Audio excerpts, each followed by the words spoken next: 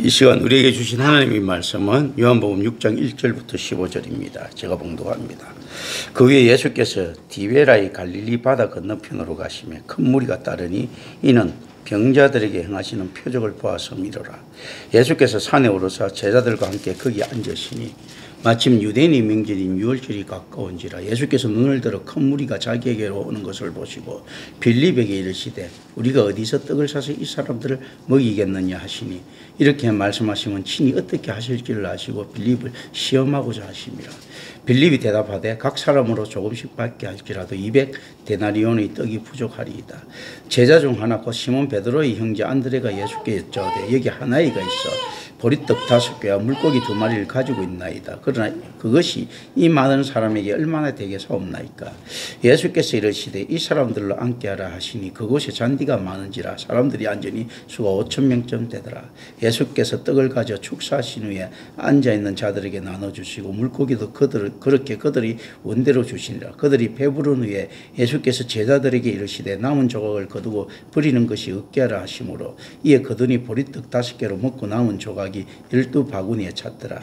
그 사람들이 예수께서 행하신 이 표적을 보고 말하되 이는 참으로 세상에 오실 그 선지자라 하더라. 그러므로 예수께서 그들이 와서 자기를 억지로 붙들어 임금으로 삼으려는 줄 아시고 다시 혼자 산으로 떠나가시니라. 아멘. 여기서 우리가 좀 주목해야 될 부분들이 있습니다. 맨 마지막에 9절에 보면 임금으로 삼는다라는 거죠. 그죠? 이거 이제 그거 실제 반란한다는 의미예요. 그러면 여기 모인 무리들은 어떤 무리인가 했을 때, 실제 완전히 뭐 성경이 그렇게 정언하고 있지는 않지만 많은 이제 역사학자들도 그걸 생각합니다. 이거 군사적인 무리다. 로마의 압제에 반항하기 위한 군사적인 무리다라고 이야기를 합니다. 자, 이제 우리가 여기서 이제 그거 이데올로기라든지 뭐 이런 것들이 이제 성경에서 쭉 나타나는데요. 오늘날 현실하고 비슷한 것들도 많이 나타나고요. 로마가 사실 속주들, 그러니까 자기 지배하는 국가들 굉장히 세상에서 역대 제일 잘 다스렸던 나라 중에 하나입니다. 그래서 로마의 통치 체제를 가장 잘 이어받은 나라를 갖다가 꼽을 때 미국을 꼽습니다. 가장 비슷한 형태다. 미국의 저거 민주주의 형태나 그 공화정 형태가 가장 닮아있다. 그 과거에 이렇게 이야기를 하거든요. 물론 이제 시대가 다르기 때문에 좀 달랐지만, 그래서, 그리고, 로마만큼 사실은 그 나라의 자율성을 그렇게 크게 부각한 나라도 없습니다. 로마는 한 번 정도 반역한 나라들은 품습니다. 그리고 2번 반역하면 용서하지 않는다. 어떻거든요. 뭐 물론 3번 반역하면 별한데 한 번 정도 카르타고가 한 번 반역하자 품거든요. 그 2차 파이니 전쟁이 일어나고 다시 반역하자 흩는단 말이죠. 흩는단 말이죠. 그게 이제 그런 식이거든요. 근데 이 유대인 같은 경우에는 실질적으로 그거 마사다 전투 이후에 이제 사실은 흩어지기 시작하는데요. 그걸 박살을 내버립니다. 푸는 게 아니고. 이게 이제 신앙관, 그거는 뭐 여러 가지 해석이 있을 수가 있습니다. 이걸 갖다 생각할 때 로마가 얼마나 대단한 나라인가 하면 그 나라의 지역색을 보존하면서까지도 오랫동안 제국을 유지하는 것은 참으로 힘든 일입니다. 그런데 1000년 제국을 유지하면서요, 그 나라의 자율성을 보장한다는 것은 존경받아 마땅할 일입니다. 이게 불가능한 일이거든요. 저는 중국이란 나라를 인정할 때요, 중국 최고의 뛰어난 통치자를 꼽으면 누구를 꼽는가 하면 진시황을 꼽습니다.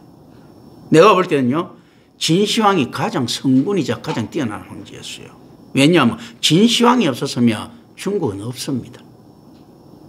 그런데 실제로 뭐 어떤가 하면 역사적으로 가장 잘못된 형태의 나라를 구축하는 단초를 마련한 왕이 누군가 하면 전 진시황을 꼽습니다. 왜냐하면 중국은 통일된 중국을 유지해서는 안 되는 나라예요. 패권주의자님 그들이 가지고 있는 중화사상 때문에 그 주변 나라가 시끄러워지고 있지 않습니까? 발전을 갖다가 제한받는 그런 형태를 가지고 있습니다. 나라가 굉장히 크면서 발전하려고 할 것 같으면 로마의 통치체제를 가지고 있어야 돼요. 그래 그 나라 자립하면서 크는데 중국에서는 이 황제가 통치하려고 하면서 전체적으로 그러다 보면 그 중앙집권이 못 미치거든요. 그 넓은 땅들이 통치가 안 됩니다. 미국에처럼 50개 주고 들어도 50개 주지사들 상원의원, 하원의원 이렇게가 분리하기 때문에 가능한 거지. 미국이 만약에 중국처럼 통치하려고 할 것 같으면 미국도 엉망됩니다. 그런데 진시황제는 이 거대한 제국 있지 않습니까? 이걸 갖다가 단일화시키는데 1등 공신입니다. 그 뭔가 하면요. 지금 유대인들이 지금 현재 반란 정신을 가지고 있다는데 우리가 주목할 필요가 있습니다. 로마가 역대 어느 왕조보다도 통치를 잘했는데 다윗 때보다도 이때 더 살기 좋았는데 유대인은요. 다윗 시대보다 지금 더 살기 좋을 때예요. 그런데 유대인 자신들이 모르고 있습니다. 그 민족주의 정신 때문에 그렇죠. 그죠? 우리나라가 일제시대 때 있지요. 조선시대나 고려시대, 신라시대 어떤 때보다도 민초들이 살기 좋았어요.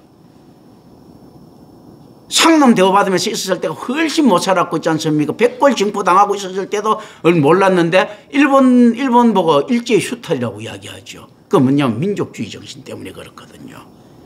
그래서 실질적으로 그 나라를 삼키려고 하면 아니 그 민족 정신을 삼켜야 되는 거죠. 그죠? 그러니까 미국에서도 여러 가지 민족들이 있는데 하나의 이념으로 이렇게 모였습니다. 그죠? 이민자들이. 처음에는 뭐 네덜란드 사람들, 프랑스 사람들 뭐 이렇게 하면 적대 그게 있었을 것 아니에요. 그런데 그 안에서 민족주의 정신이 태동하기까지 다시 생기기까지가 200년이 걸렸다는 거거든요. 그런데 한국은 왜 이렇게 어수선하냐 했을 때 민족주의 정신이라는 게 너무 짧은 거예요. 박정희 시대 정도로 봅니다. 너무 짧은 거예요. 한 200년이 기본적으로 미국도 굉장히 빠르다는 거거든. 유럽 같은 경우에도 그게 생기기 위해서 어떤 데는 1000년이 걸린다는 거거든. 그러니까 영국 내에서도 영국인이라는 거 인식하기까지가 수도 없이 자기네들 불먹고 싸웠잖아요. 심지어 미국에 유럽인들이 들어갔을 때 어떤 사태가 일어났습니까? 그 홍인종들, 인디오들은 있지 않습니까? 서로 싸우는데 혈안돼 있었어요. 각 부족끼리. 한민족 개념이 없었단 말이죠. 사실은요. 그러면서 막 싸우는데 그러니까 이걸 묶어서 민족 정신을 갖다가 고치시켰는데 오랜 시간이 걸리는데 로마는 특이하게도 하나로 묶는 것이 아니고 그 민족 다른 나라를 인정한 정체성을 갖다가 보존하면서 1000년을 견뎠습니다. 이거는 미국도 하지 못하는 겁니다.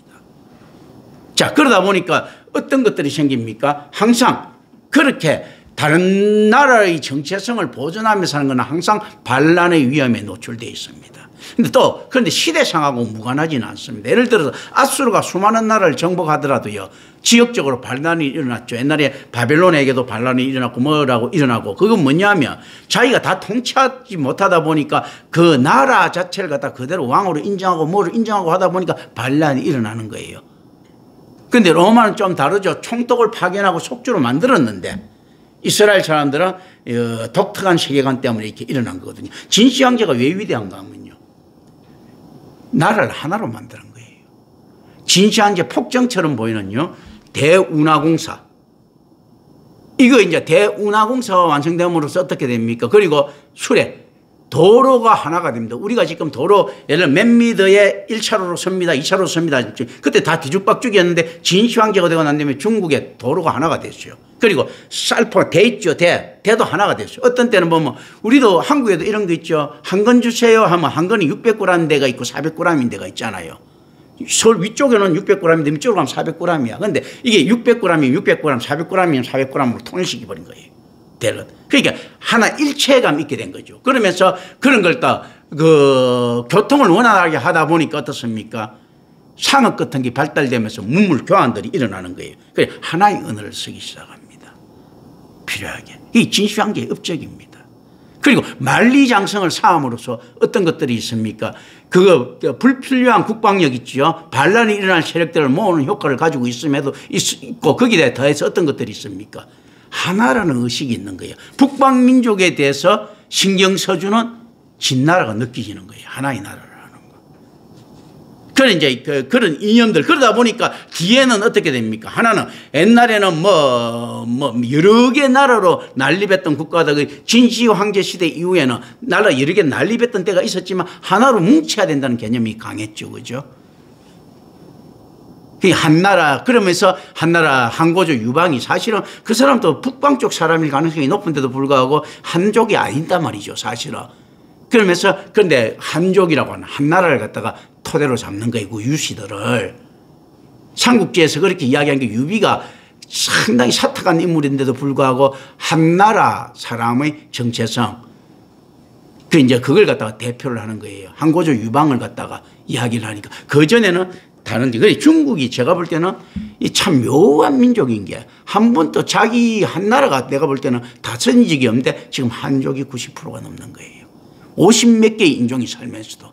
그들은 왜 한족이 90%가 넘느냐고 이야기할 때 저는 역사적으로 내가 살펴보니까 어떻는가 하면 이놈들은요. 평화주의자예요. 전쟁을 안 해요. 적군들이 오면 박수치고 환영을 합니다. 그러니까 살아남는 거예요. 확률적으로.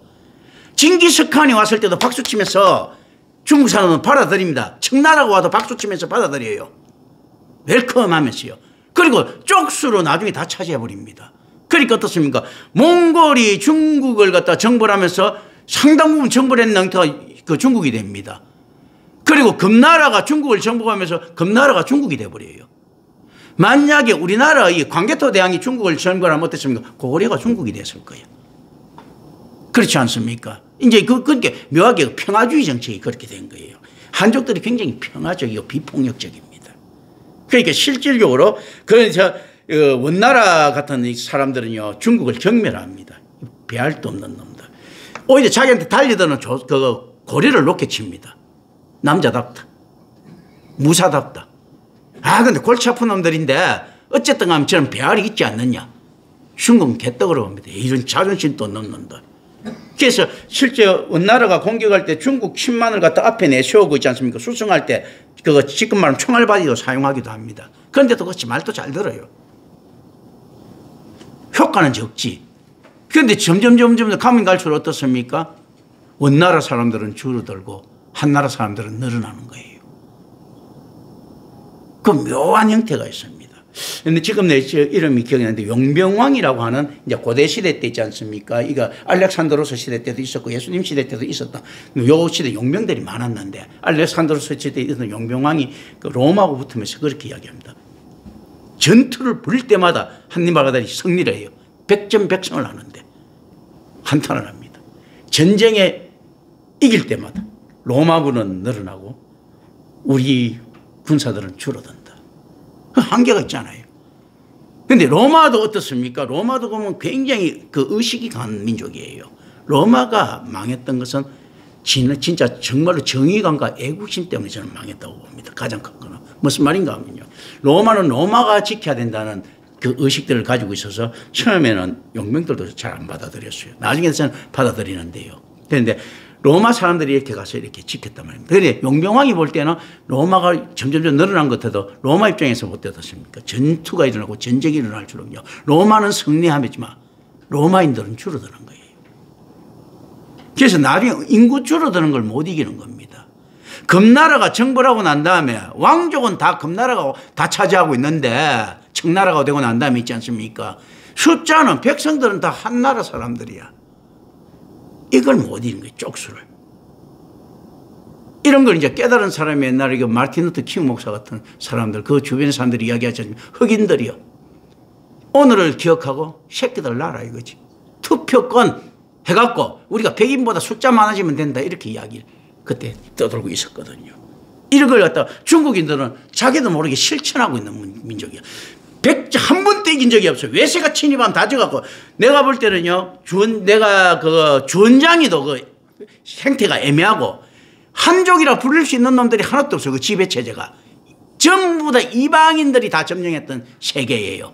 그런데 쪽수는요. 한족들이 많다 보니까 이방인들이 안에 들어가면 그냥 모래에 그거 파묻힌 그거 백사장에 파묻힌 있지 않습니까? 바늘처럼 그냥 사라져 버리는 거예요. 그냥요. 그런 꼬라지가 됐습니다. 지금 한번 예를 들어갖고, 중국에 지금 뭐 얼마 된 걸, 한 10억, 17억, 이제 뭐 줄어들어가고 10억 된다고 칩시다. 10억 되는데, 거기 한족이고, 나머지 그것도 1억 중에서도요, 그 50몇 개 민족이 그 들어있는데, 그 한족, 그냥 어떤 놈이 하더라도 전부 다 이제 한족을 이길 수 있겠습니까? 이길 수가 없는 거예요. 그래서 실질적으로 거대한 전쟁에서 이게 이겼다 하지만 실제 중국인들 쪽수는요. 이게 거대한 전쟁이요. 전투밖에 안 되는 거예요. 로마는 수없이 많은 전투에서 패하고 전쟁에서는 이긴다는 거거든요. 중국인들이야말로 내가 볼 때요. 진정한 승리자인 거예요. 한족들이야말로. 뭔가 뭐 수십만원 전쟁에서 든 것들이 그게 전쟁이 아니었던 거예요.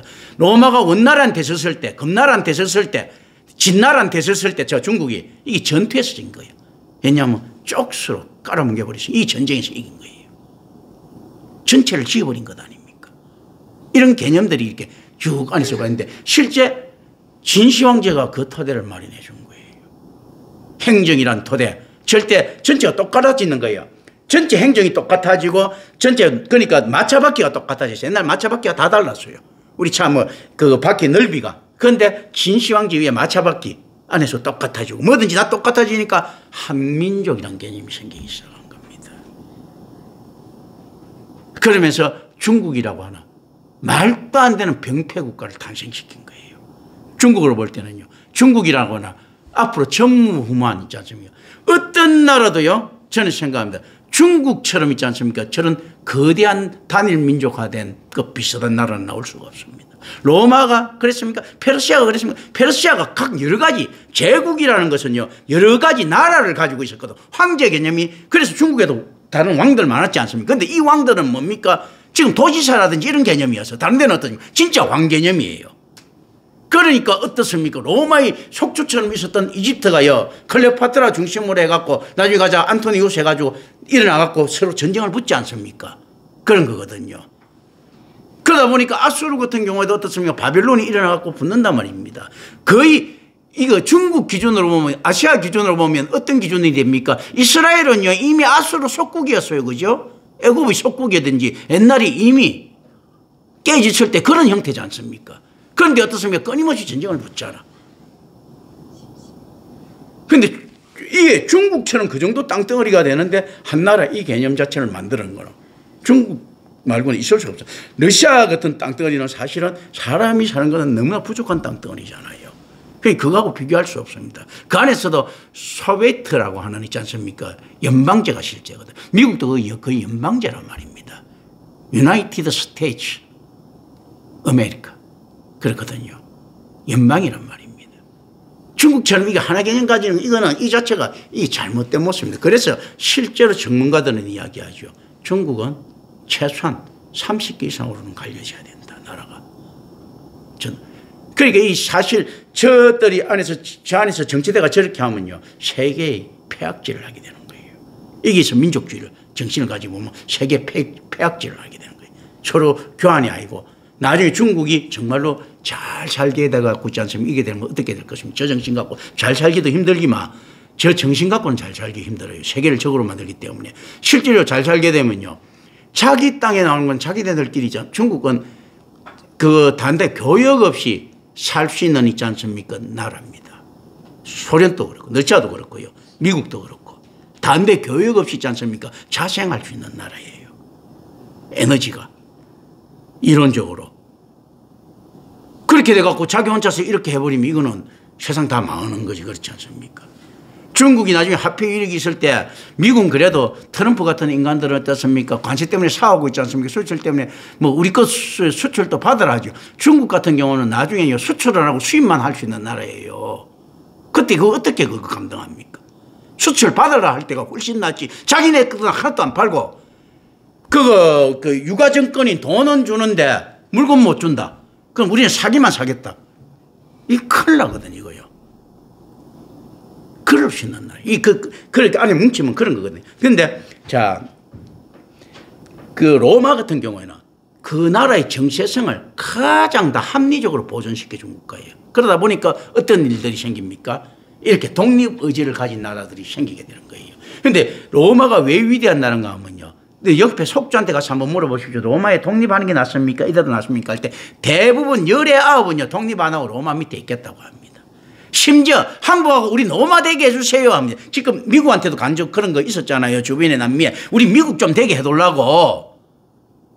로마가 그런 나라예요. 미국 좀 되게 해달라고 할 때 미국에서는 하더라도 세계 눈치 보면서 못하는 이런 경우도 있단 말이죠. 로마는 어떻는가 하면 되게 해달라고. 내 속주가 되고 싶어도 될 수 있는 나라가 아니에요. 로마가 뭐 땅이 더 필요한 것도 아니고.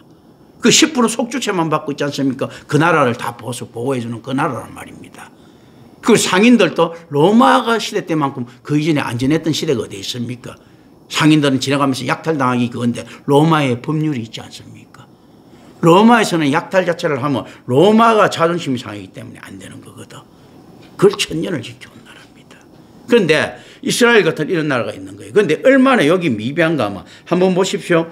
우리나라가 일제시대 때 있죠. 일제히 혜택을 많이 보고 있었는데도 불구하고 상당히 이제 그거 상해 임시정부도 생기고 독립군들 활동이 간헐적으로 일어났죠. 좀 과장된 부분이 있지만 어쨌든 폭파 사건 일어나고 했지만 이거 이스라엘 열심당원들은요 지금 예수 중심으로 모이려고 옛날 세례요한 중심으로 모여서 뭔가를 한번 도모해보고 했지 그전에 별로 물론 그 반나게 해갖고 뭐 3,000명씩 십자가 몰린 사건 있고 했지만 이렇게 크지 않았어요.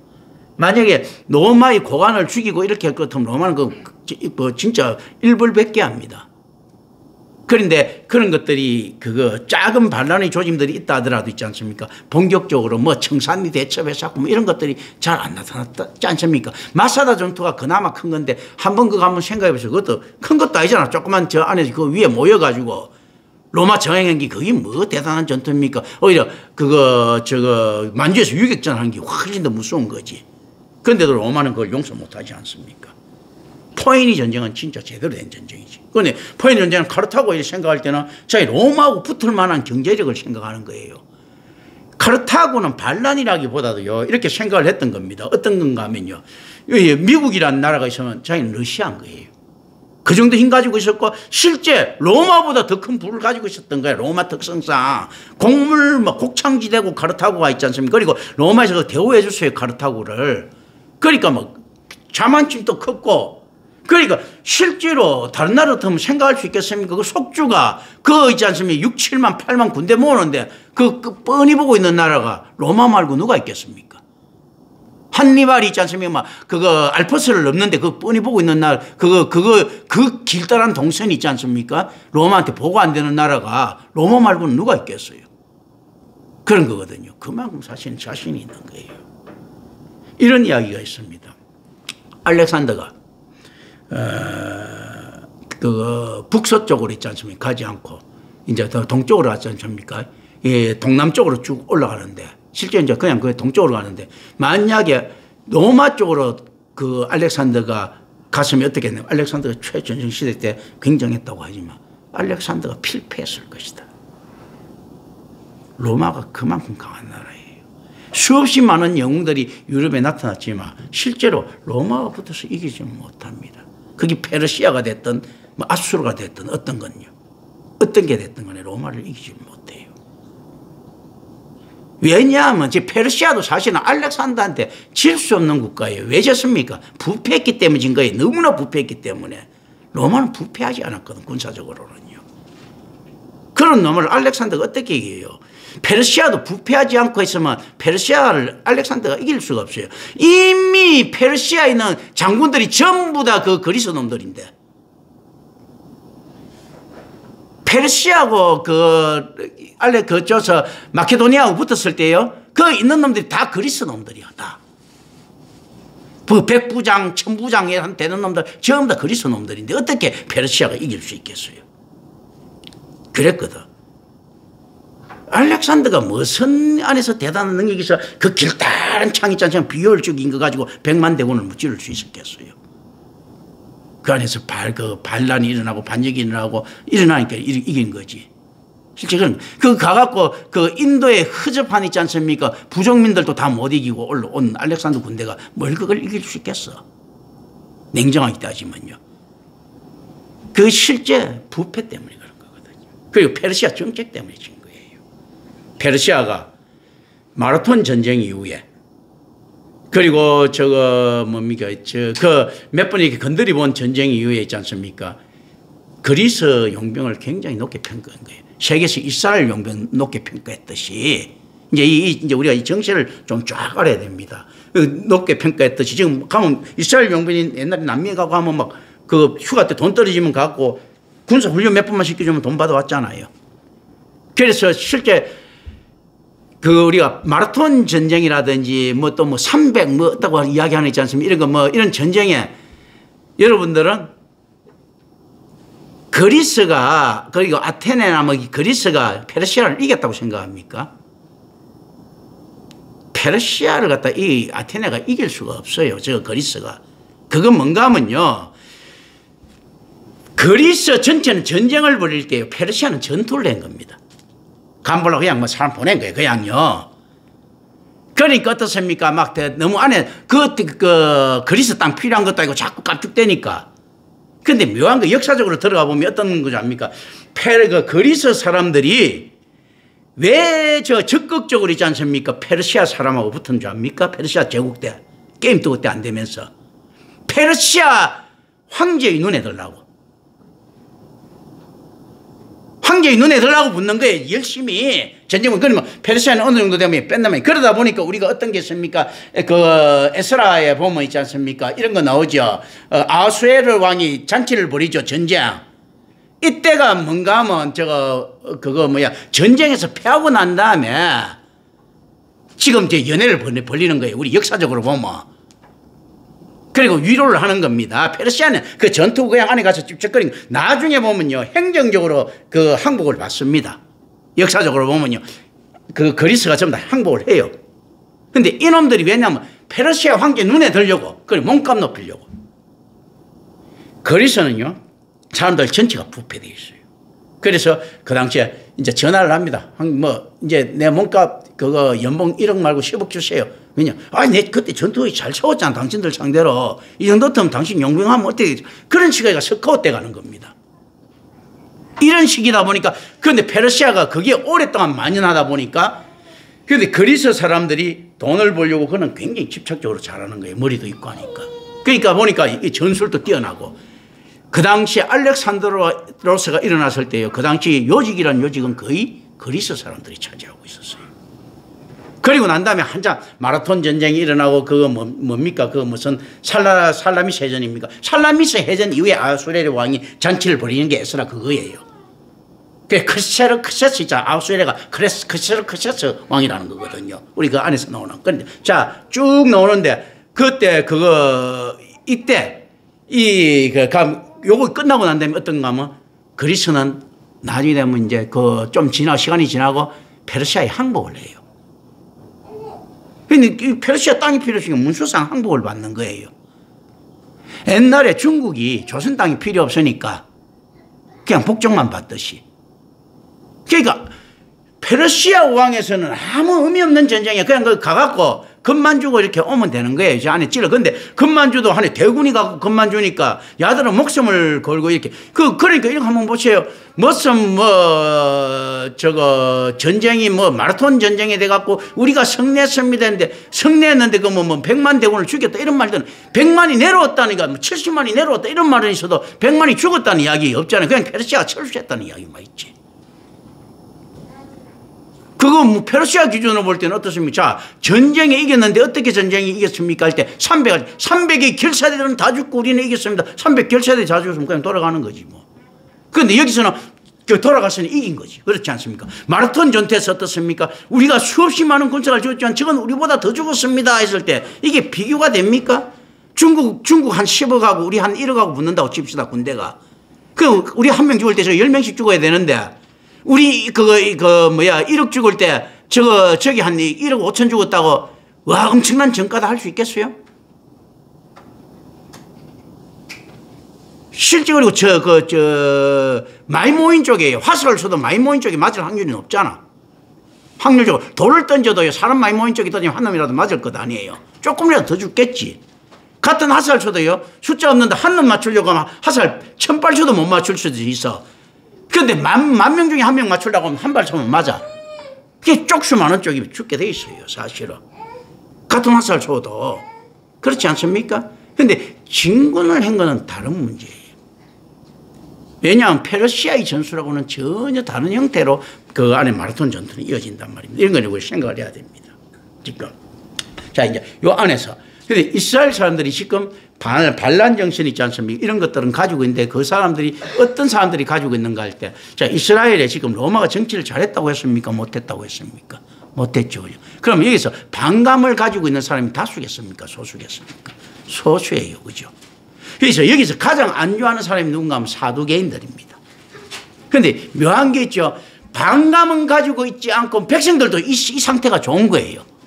좋은데 무슨 말인가 하면 그래도 우리가 이런 거 이야기지. 이 좋은데 안 좋아하려고 하는 기적들 보면 밉죠. 아니 저 새끼 저것들은 로마한테 압제되면서 사도계인들이 지금 정치를 잘하고 있는 거야. 어떻게 하는가 하면 로마의 비율을 맞추면서 있지 않습니까? 줄타기 하면서 빼오는데도 어떤 게 하면 저 새끼들은 나라도 생각 안 하고 이렇게 이제 많이 이제 국민들은 그 생각 안 하는데 어떤 주필가가 하나 세례요한 같은 있지 않습니까? 조선일보 기조나 동아일보 기조가 하나 나와갖고 야 이거 나도 이거 사도계인이지만 이게 너무한 거 아니야? 이게 왜 너희들만 처먹고 그 아부하면서 로마 일이 뜯어와 너 거지야 이렇게 이야기하면 국민들이 볼 때는 어떻습니까? 저것들은 그 무역 잘한다고 생각 안 하고 저것들은 뭐 그 아부만 하고 가서 저거 그 나라가 그 독립할 생각을 안 하고 이렇게 살고 있네. 아니 그 어차피 이스라엘 왕도 보장되고 자기 종교도 보장되고 하는데도 그 방금 어떻게 서느냐에 따라서 다르지 않습니까? 거기다가 야 헤롯이 저기 이두메 출신이야. 걔가 능력 뛰어나서 한 건 생각 안 하고 이두메 출신을 갖다한테 제끼진 자기네들 처지는 안 하고 야 로마가 되니까 야리꾸리한 놈을 왕으로 세우네. 이렇게 뭐라보면 대헤롯만큼 정치를 잘한 놈이 없거든.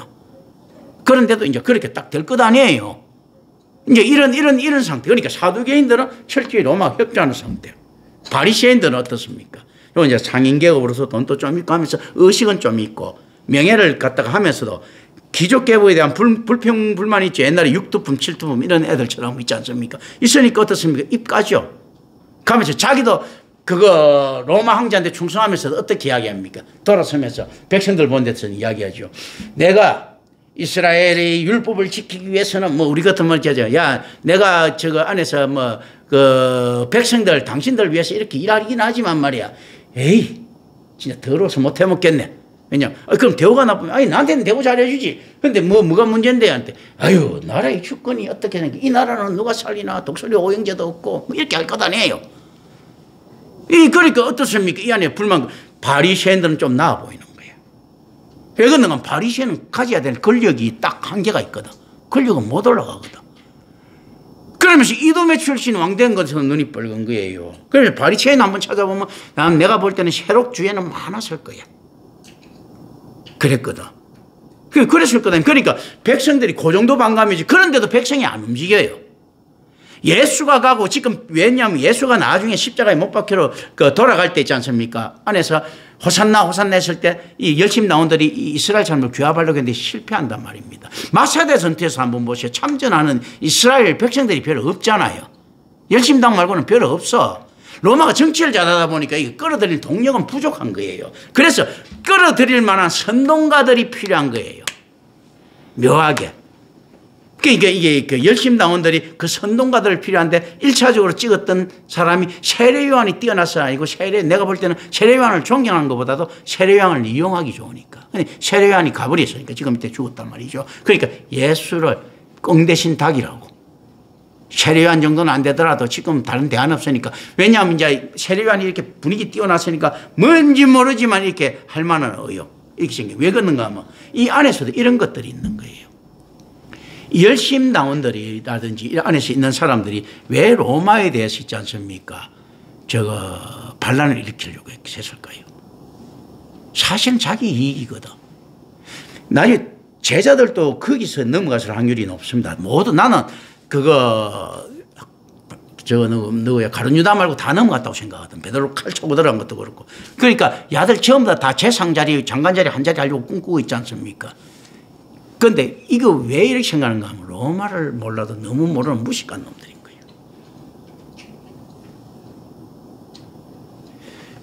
거예요. 한국의 김옥균이나 그러니까 일본에 가고 왜 일본에 손드는가 하면 일본의 무기를 봤거든. 그게 꼬리를 확 내려버린 거예요. 이놈들은 로마가 얼마나 강한지 모르니까 로마하고 붙어가고 만약에 안에서 지금 당장 그 국제전에 승리했다고 칩시다. 그럼 멸망될 거 뻔한데 로마가 강한지 모르니까 그 짓을 하는 거예요. 그렇지 않습니까? 이게 자기 민족 다 죽을지도 모르고. 그리고 이렇게 생각한 게 로마가 땅덩어리 넓으니까 뭐 나중에 돼서 우리가 이거 차지하고 나면 옛날에 뭐 그런 그 경우도 좀 있었고 우리 로마가 왔을 때 자 그래도 어느 정도 강한 건 알았을 거란 말입니다. 실질적으로요, 로마가 강한 걸 갖다가 깨닫고 로마한테 꼬리 내렸던 사태가 이 성경에도 여러 번 나와요. 쫙 안에 숨어 있는 거. 지금 이거 헤롯 안티파서도요, 사실은 로마한테 반란을 일으키고 싶었던 사람이에요. 헤롯, 분봉한 헤롯 아들, 새아들 다. 로마 강을 보고 입을 딱 벌려버린 사람들이야. 이거는 말이 안 된다. 말이 안 될 정도로 강하다는 거. 그런데 이놈들은 그렇다면 열심당이라는 건 정말 독립에 아무리 모른다 하더라도 로마가 다시 쳐들어오고 그거 자기를 갖다가 가만 놔두지 않는다는 것은 알았을 거야. 그죠? 그런데 그렇다면 이 열심당원들은 어떤 놈이겠습니까? 로마가 오기 전에 로마가 침투했을 때 만약에 자기네들이 이스라엘을 장악했어요. 내가 볼 때는요, 로마가 침투하면 어떻습니까? 독립을 했어. 오자마자 항복하고 자기 권리를 인정받을. 옛날에 그런 게 가능했지 않습니까? 뭐 하세모니안 왕가, 무슨 왕가, 뭐 이렇게 쭉 돼 있었지 않습니까? 마카비 반란 때죠. 그럼 로마가 귀찮으니까 보상했는, 그래 니들끼리 알아해갖고 보상해준단 말입니다. 미국이 그렇지 않습니까? 안에서 뭐 윤석열이가 됐든 이재명이 됐든 니들끼리 치고받고 하다가 하나 되면 인정해준 게 옛날에 박정희가 어떻게 해갖고 딱 이러면 인정해주지 않습니까? 그냥 전두환에게도 인정해주듯이 로마가 인정해주고 요걸 바랄 놈일 가능성이 높습니다. 이게 어떻게 애국자라고 볼 수 있겠어요? 이재명이라는 놈도 그런 걸 아는 거예요. 내가 어떻게 하든지 그렇게 되면 나하고 같이 다시 그거 스타트 시점에서 어쨌든 미국하고는 같이 그걸 할 수 있다 생각을 하는 거죠. 뭐 여러 가지 이거는 쭉 그걸 왔으니까 지금 이제 우리가 이걸 딱 생각해야 됩니다. 진짜 애국자 같으면요, 로마한테 반란할 생각을 못하면 이 잽이 안 되는데 백성 다 죽는데 어떻게 합니까? 이게 잘 아셔야 되는 겁니다. 인간이 탐욕이요, 애국자를 만들어내는 겁니다. 그게 애국자는 없어요. 탐욕자들만 있는 거죠. 탐욕의 방향성만 다를 뿐입니다. 진짜 애국자들은 어떻게 합니까? 요거도 먹습니다. 어떤 부분에서는 반역자처럼요. 내가 어떻게 보면 이완용이나 있지 않습니까? 그거 박재준이나 이런 사람들, 박재준이나 이런 사람들 있지 않습니까? 을사오적이라 부르는 놈들이 애국심을 가질 수도 있어요. 이건 안 된다. 어차피 그리고 중국 쪽으로보다 일본 쪽이 좀 더 낫다. 이렇게 볼 수도 있는 이야기예요. 실제 이제 안에 역사 들어가면죠. 이건 붙어갖고는 우리가 다 안 된다. 어떻게 오히려 실리를 취하는 게 낫다. 서방 안 도와준다. 러시아 이거 큰일 난다. 이거 다 그럼 방법이 없지 않습니까? 일본 말고는. 중국은 우리 무시하고 있죠. 중화사상 때문에. 일본은 그래도 어떻는가 하면 한국에 대한 컴플렉스를 가지고 있단 말입니다. 이렇게 생각할 수도 있는 거예요. 사실은. 게임은 안 되는 거예요. 그런데 이걸 가지고 그냥 물론 이제 대원군 같은 경우도 한번 보죠. 지 권력 보존하기 위해서 세국정책 벌리고 끝까지 세국정책이란 거는 뭡니까? 이게 병신 같은 짓거리잖아. 문물을 받아들이면서 붙어야지. 지 살아있을 때 동안이만이라도 대우받겠다는 거잖아. 어떻게 보면요. 히스기야 왕이 굉장히 명문처럼 보였지 않습니까? 다들 그렇게 속고 있었잖아. 근데 이야기하잖아. 폐하 망한다고, 나라 폐하 망한다고 하니까 히스기야가 뭐라고 하면 언제 망하는데, 언제 얼마 전에 나중에 되면 망해. 그럼 내 살 때는 괜찮네. 예, 괜찮습니다. 그럼 상관없어 하지 않습니까? 지만 아니면 되는 거예요. 지만. 이런 것들요. 명문이라고 불리는 것들도 다 그런 식이거든, 사실은. 애국자는 없습니다. 오히려 애국자는 반역자처럼 보이는 이상주의자들 있지 않습니까? 반역자처럼 보이는 이런 사람일 수가 있어요. 정몽주가 고려 왕실에 있지 않습니까? 전복되는 것에 대한 충성심이었습니까? 아니면 자기 있지 않습니까? 체제가 안 이루어지는 것에 대한 반발이었겠습니까? 정몽주가 무슨 고려 왕실에 대한 충성심이 있었어요? 만약에 목은 색은 야한한 놈들이 전부 다 충성심이 있었으면 이승계는 없었어요. 그건 무슨 말인가 하면요. 혁명에 대해서는 다 동의를 한 거야. 동의를 했는데 어떤 방식인가 할 때 고려왕을 꼭두가시로 세우고 있지 않습니까? 왕실을 꼭두가시로 세우고 하는데 이럴 때 그걸 갖다가 했지 않습니까? 섭정하려고 하는 걸 하려고 하는 놈이 있었고 최영처럼 이승계처럼 있지 않습니까? 지가 해보겠다는 놈이 있었을 뿐인 거예요. 무슨 충성이 있어요 그거. 그런 것들이거든. 다들 그게 다르게 정몽주가 무슨 충심이야. 자기 안에 있었으면 만약에 그 사람들이 진짜 안에 그거 가지고 있었으면요 혁명 못 일어납니다. 권력이요 다 합해야 겨우 될똥말똥한데 다 분산되는데 어떻게 됩니까? 최영이 진짜로 그 혁명에 대한 마음이 없고 있지 않습니까? 정몽주가 마음이 없고 옛날 그 문사들이 마음이 없고 하면요 기껏 해봤자 정권을 지는 뭐 수장 정도 그 군부 수장은 될 수 있어서도요. 나라는 전복 못 시킵니다. 나라 전복시켰다는 거죠. 다들 그 의식을 가지고 이제 나라는 일단은 바꿔야 된다는 혁명은 해야 되는데 혁명의 방향성에 대해서 차이가 있었기 때문이라는 걸 알아야 됩니다. 여기서도 지금 그 안에 그 이데올로기가 어디서 꿈틀대는가 묘하게도 헤로드 안티파스 지역에서 꿈틀거리는 거예요. 왜 그렇다고요? 헤로드 안티파스가 이 헤로드 아들 3명 중에서 제일 인간적이었거든. 제일 유순하고 제일 민주적인 정치를 폈단 말입니다. 그러니까 원래 사람이란 거는 잘해주는 놈 뒤통수 치는 거라는 거예요. 오히려 못하고 핍박받는 놈 괴롭혀야 되는데 말 들어주는 놈한테 가서 그래도 말 통하는 놈한테 가서 있지 않습니까? 심는 거예요 지금. 헤로드 안티파스가 그 세 아들 중에 제일 마음이 열려있는 사람이에요. 그러니까 여기 가갖고 모든 방골들은 여기 다 모여버린 거야. 다른 놈한테 가니까 그 힘이 드니까 이 안티파스라고 제일 정치 좀 잘해보려고 백성들 좀 생각해보려고 하던 이 인간한테 가갖고 그 괴롭히고 있는 거예요 지금. 이 상황. 이 상황에서 세례요한은 죽습니다. 왜냐하면 너무 떠들고 다니거든. 다른 데 가면 말도 못하는데 막 이렇게 잘 봐주니까 어떻으면 기사가 야 뭐 다 비판하거든. 뭐 지 결혼한 것까지. 이쯤에서 생각해야 될 거죠. 나중에 내가 쭉 본문 들어가면서 이야기하겠지만 헤로드 안티파스가 자기 그 조강지처를 버리고 좋다. 다른 여자를 취했다. 다른 거 있지 않습니까? 자기 뭐 동생 와이프인 확률이 높습니다. 자, 이게 나쁘게 생각하면요. 저거 변태처럼 보일지 몰라도 변태가 진짜 사랑했다면 이 정도 됐으면 열렬한 사랑꾼인 거예요. 세상의 모든 비난을 감수하고도 있지 않습니까? 이 사랑을 찾은 사람이야. 왜냐하면 이제 나중에 나옵니다. 자기가 버린 본처가요. 자기 아버지가 어마어마한 헤롯 안티파스보다 월등하게 강한 왕이에요. 군주야. 그러니까 헤롯 안티파스 죽을 뻔합니다. 로마한테 싹싹 빌어가서 로마가 중재해서 살려줘요. 전쟁. 근데 그 전쟁에 박살나갖고 개박살났는데도 불구하고 지 와이프 지키는 인간이에요. 이 헤롯 안티파스가. 역사를 있지 않습니까? 근데 안에 숨은 역사들 있지 않습니까? 이거 나중에 이 전쟁에 그 강이 진짜 쥐딸 때문에 열받아갖고 헤롯을 공격했어요. 헤롯 박살났어. 또 왜냐면 또 이미 전력이 차이가 안 돼. 우리나라하고 방글라데시 붙는 거 꼴이 되는 거예요. 이 게임이 안 된 그걸 헤롯 안티파스가 몰랐겠어요? 그러면 순정파잖아.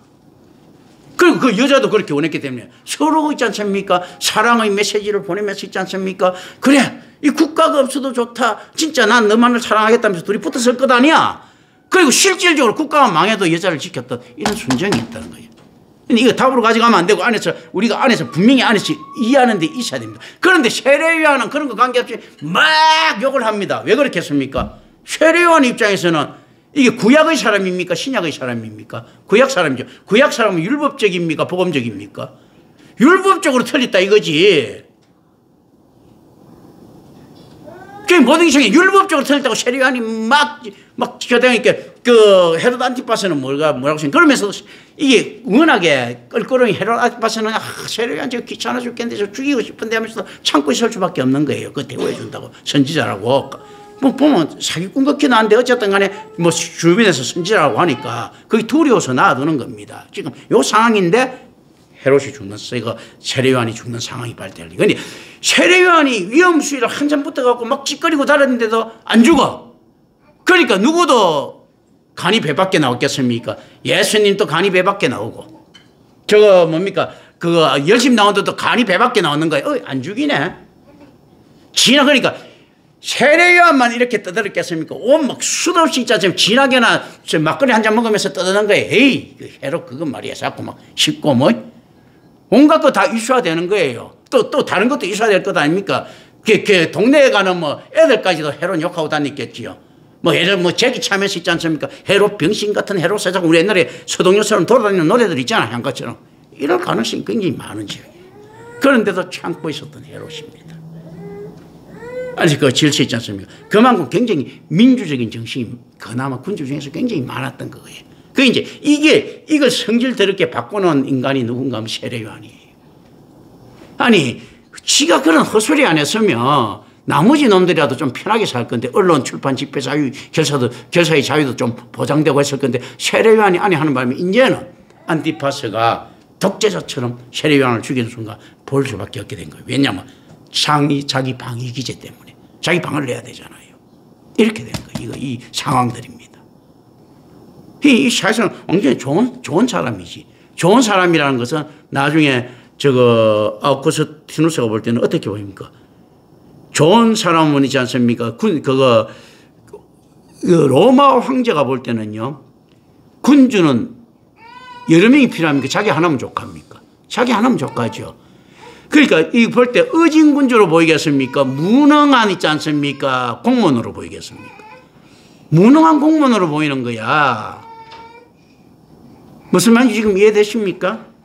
무능한 공무원인가 이러니까 나중에 이걸 계기로 해갖고 이 헤롯 3명이 다 날아갑니다.